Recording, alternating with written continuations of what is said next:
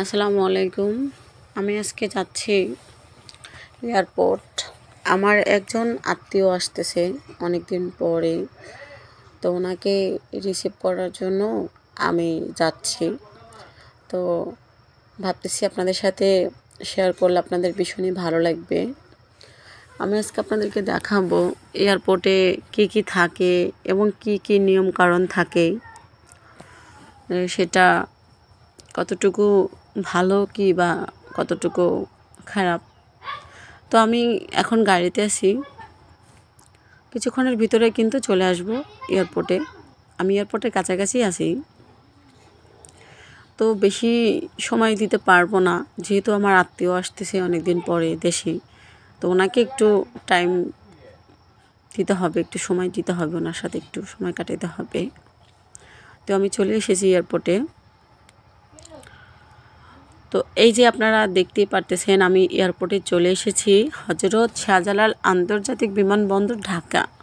তো বর্তমানে আমি এখানে আছি। আর এয়ারপোর্টের ভিতরে কিন্তু সবাইকে অ্যালাউ করে না, যারা যায় তাদেরকে অ্যালাউ করে এবং বাইরের লোক কাউকে ঢুকতে দেয় না।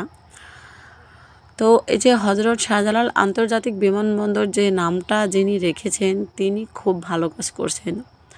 অন্তত আমাদের পীর আউলিয়ার নামে একটা জিনিসের নাম আছে আমাদের বাংলাদেশে, হযরত শাহজালাল আন্তর্জাতিক বিমানবন্দর, যেটা ওপার বাংলার মানুষও জানে। এটা দেখে ভীষণই ভালো লাগতেছে। আমার অন্তর থেকে অসংখ্য ধন্যবাদ সেই ব্যক্তিকে। তো এখানে এসে অনেক কিছুই দেখতে পারলাম। এখানে দেখতে পারতেছেন, আপনারা ভালো করে দেখতে পারতেছেন।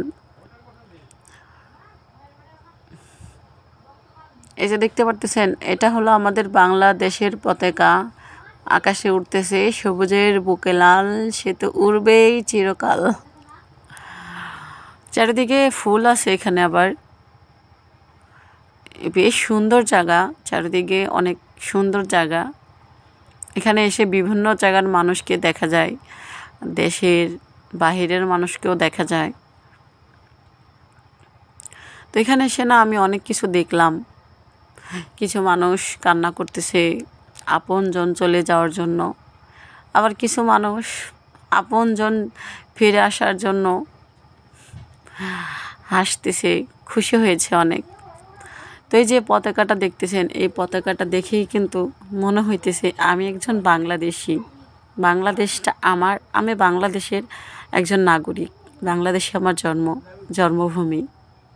তো ছেলের জানে আমার এই বাংলাদেশের পতাকাকে, এই পতাকাটা ওরা দেখে ভীষণই ভালো লাগতেছে, খুশি লাগতেছে, মনে দোলা দিচ্ছে।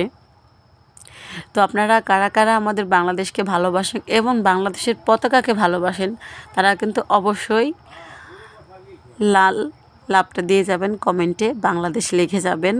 আর আপনাদেরকে আমি যতটুকু পেরেছি সব কিছু দেখানোর চেষ্টা করেছি, তবে ভিতরে অ্যালাউ না, এই জন্য ভিতরে দেখাইতে পারলাম না। তো সবাই ভীষণ ভালো থাকবেন, সবাই আমার জন্য দোয়া করবেন, আর আমি সবার জন্য দোয়া করি, সবাই যেন অনেক ভালো থাকে আর এখানে এসে সবাই স্বপ্ন পূরণ করে। সবাই ভালো থাকবেন, অনেক